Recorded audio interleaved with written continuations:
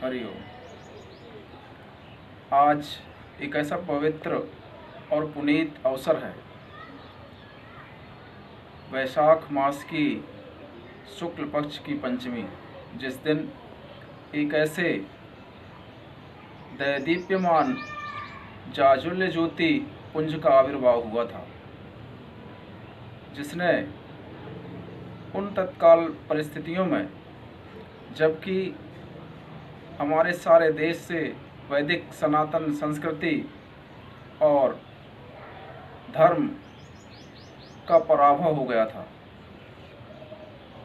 कोई भी व्यक्ति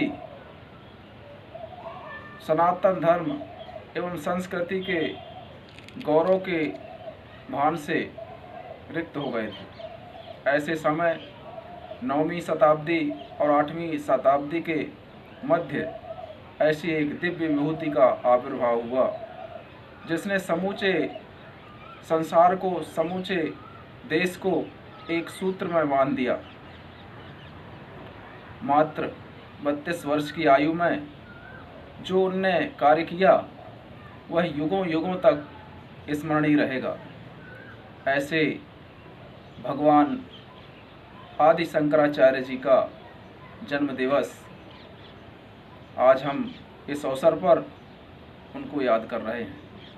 ऐसी महान विभूति जो वास्तव में जिनका जन्म केवल मानव जाति के लिए हुआ था, जैसा कि भगवान ने कहा है कि यदा यदा हि धर्मस्य ग्लानिर्भवति भारत अभ्युत्थानम अधर्मस्य तदात्मानं सृजाम्यहम्। ऐसे ही उस समय जबकि वैदिक सनातन संस्कृति और धर्म का पराभव हो गया था, उसकी स्थापना के लिए हिंदू एवं मानव समाज को पुनः जागृति लाने के लिए, धर्म की स्थापना के लिए, उनके स्वाभिमान को वापस लाने के लिए आपने अपना देह धारण कर शिव गुरु भट्ट के यहाँ आपका जन्म हुआ। आदि शंकराचार्य जी का जन्म 788 ईस्वी माना जाता है। आपके पिता शिवदत्त गुरु एवं माता सुभद्रा, जो कि अत्यंत ही शिव भक्ति परायणता की पराकाष्ठा थी, उन्होंने पुत्र प्राप्ति के लिए भगवान शिव की आराधना और तपस्या की। शिव के प्रसाद से उन्हें भगवान आदि शंकराचार्य के रूप में एक पुत्र की प्राप्ति हुई। संपूर्ण जीवन काल में भगवान शंकराचार्य जी के अद्भुत दृष्टांत हैं, जिनका वर्णन संक्षेप में किया जाना संभव नहीं है। आप जन्म से ही मेधावी थे, अद्भुत स्मरण शक्ति, अद्भुत प्रतिभा। चूँकि साक्षात भगवान शिव के अवतार थे, उनकी कोई भी मनोकामना, कोई भी इच्छा साकार होना असंभव नहीं थी।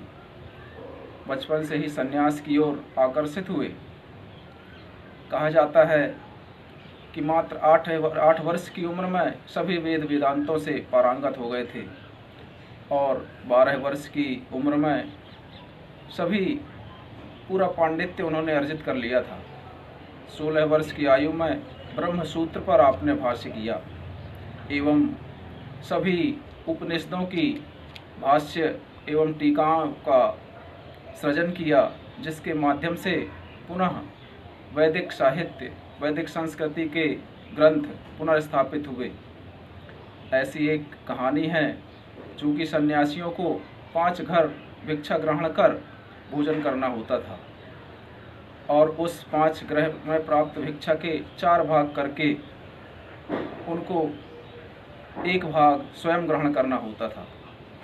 1 भाग ग्रहण करना भी ऐसा था कि उसे एक वस्त्र में लपेटकर नदी में भिगोया जाता था, ताकि उसके सारे स्वाद के तत्व नदी के साथ बह जाएं और पवित्र बचे।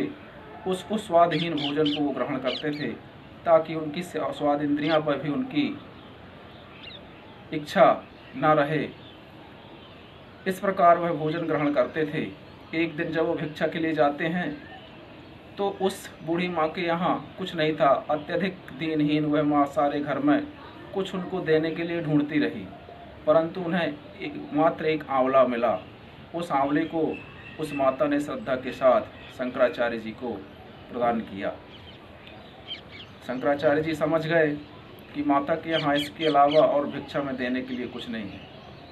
इस पर उन्हें करुणा आ गई और वहीं पर उनने माँ लक्ष्मी का स्तोत्र पढ़ना शुरू किया और उस स्तोत्र के फलस्वरूप माँ लक्ष्मी प्रसन्न होकर आंवले के बराबर सोने की वर्षा कर दी। ऐसे तमाम आदि शंकराचार्य द्वारा रचित स्तोत्र आज भी पढ़े जाते हैं, जो विभिन्न देवी देवताओं को शीघ्र ही प्रसन्न किए जाने के लिए सटीक अमूल मंत्र हैं। आपने दक्षिण में केरल में कालपी नामक गांव में आपका जन्म हुआ। आपने संन्यास लेकर वहां से उत्तर की यात्रा शुरू की।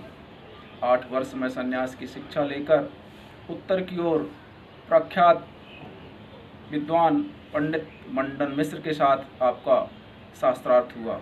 उस समय शास्त्रार्थ की परंपरा थी। मंडन मिश्र के यहाँ आपने शास्त्रार्थ कर मंडन मिश्र को शास्त्र पर पराजित किया। तत्पश्चात उनकी पत्नी भारती, जिसने स्वयं शंकराचार्य जी को चुनौती दी और गृहस्थ से के परिप्रेक्ष्य में उनसे प्रश्न पूछे, जिससे शंकराचार्य जी अनभिज्ञ थे। अतः उनने पर काया प्रवेश कर गृहस्थ जीवन के दायित्वों के निर्वहन के बारे में आपने ज्ञान लिया। पुनः भारती से की चुनौती स्वीकार कर और भारती को भी पराजित किया। इस प्रकार उनने चारों दिशाओं में 4 मठ श्रृंगेरी, गोवर्धन पीठ, ज्योतिष पीठ, द्वारिका पीठ, ऐसे 4 पीठों की स्थापना कर चारों दिशाओं में मठ मंदिर इत्यादि स्थापित किए और हिंदू संस्कृति को सारे देश में स्थापित किया। 32 वर्ष की आयु में आप नहीं रहे, किंतु आपका योगदान युगों युगों तक जाना जाएगा। आप समरसता के साकार मूर्ति थे। आपने सामाजिक भेदभाव को खत्म करने का प्रयास किया और 32 वर्ष की आयु में 820 में ईस्वी में आप कार्तिक मास की पूर्णिमा को महाप्रयाण हुआ। इस प्रकार आज हम इस अवसर पर उन्हें याद कर रहे हैं, जबकि हमारे यहाँ पुनः ऐसा हिंदू सांस्कृतिक मूल्यों का पराभव हो रहा है। समय समय पर यद्यपि महापुरुषों का इस धरा पर अवतरण हुआ, जिनमें स्वामी विवेकानंद इत्यादि ऐसे महात्मा जिन्होंने सारे संसार पर हमारी वैदिक संस्कृति को संजोया और उसका गौरव याद दिलाया। आज हम उनसे प्रेरणा लेकर उनके चरण चिन्हों पर आगे बढ़ने का प्रयास करें और इस संस्कृति को भारत में बनाए रखने का प्रयास करें। इस अवसर पर हम यह संदेश देना चाहते हैं, जहाँ की यह ऋषि मुनियों की धरा, जिन्होंने सदैव मानव समाज के लिए अपना सर्वस्व त्याग किया है। सदैव ऋषि मुनि प्रकृति के सानिध्य में रहकर त्याग और तप का जीवन जीकर प्रकृति के रहस्यों को उजागर कर मानव के कल्याण के लिए निर्धारित सिद्धांतों को कोडिफाई किया, संकलित किया और मानव समाज को वैसा आचरण करने का संदेश दिया। आज हम देख रहे हैं कि वही संत समुदाय का आदर इस धरा पर कम होता जा रहा है। हमें संत समागम का, संत जनों का आदर करना चाहिए और उनसे प्रेरणा लेकर आगे बढ़ना चाहिए। हम लोग ऐसे महापुरुषों का ध्यान इसलिए करते हैं कि हम उनके चरित्रों को अनुकरण कर सकें और यथासंभव अधिक से अधिक अपने जीवन को स्वयं के लिए और समाज के लिए उपयोगी बनाकर अपना जीवन धन्य करें। यद्यपि आदि शंकराचार्य के बारे में कहा जाए तो उसके लिए समय पर्याप्त नहीं होगा। इस संक्षिप्त अवसर पर मैं उनके बारे में इतना ही कहूँगा। और इस संदेश के साथ कि सभी उनको याद कर, नमन कर और उनके चरण चिन्हों पर चलने का प्रयास करें।